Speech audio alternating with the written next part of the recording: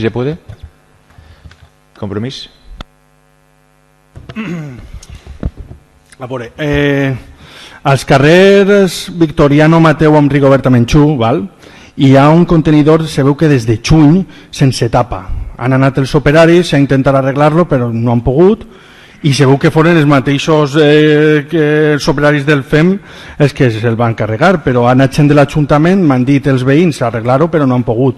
Què passa? Que continua ja des de juny sense tapa, i estan, doncs clar, el que tot això du a terme, doncs comencen a estar un poc farts, per favor, que es solucioni el més aviat possible. Val? Després, d'en Dr. Fleming m'envien unes fotos que se veu que s'ha alçat moltíssim la calçada perquè les arrels dels arbres estan eixint cap amunt i clar, això comença a ser molt perillós, transitar per allí per als ciutadans. Per favor, també haurem de ficar alguna solució pronte, amunt, que és un dels carrers que ara mateix és pleno d'un punt neuràlgic del poble, on més comerços crec que n'hi ha. L'altra pregunta és de a l'avinguda Ricardo Blasco del barri del Crist, se veu que duen 2 anys d'una tortura però tant cívica com acústica. I és que és una zona que té aquesta complexitat que compartís, és residencial a banda que és industrial, i tenen una fàbrica, les cases, este carrer té una fàbrica a 100 metres. Sabeu que està incomplint contínuament, tema de reglament d'ocupació de la via pública, i el més molest encara, sabeu que estan incomplint el tema de contaminació acústica. Anaren els tècnics a fer una medició, però estas persones, en este cas esta persona considera que aquestes medicions no se feren i varen ser alterades per diferents circumstàncies.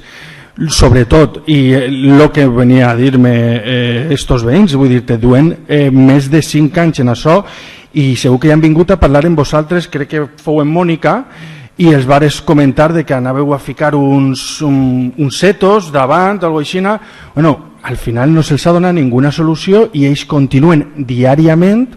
No sé si vosaltres podeu ficar-vos en el paper d'estos veïns amb aquest problema.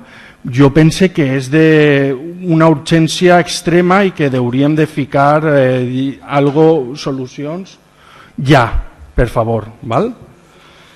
Perquè és que me consta que han vingut i ja les últimes voltes que ha vingut ja en un nivell d'estrès i de desesperació prou gran, val? Per favor. I per últim, l'anterior plenari vaig presentar una pregunta d'una veïna, se'n recordeu, del carrer Sant Antoni, un registre d'entrada que no se li havia contestat, i avui mateix li he dit, t'han contestat? I me diu que encara no. Per favor, no costa res que se li conteste per el que ja vaig explicar en l'anterior plenari. Sobre el tema de contenidor orgànic de plàstic, se veu que quan s'ompli el contenidor de plàstic, tiren els excedents al contenidor d'orgànic.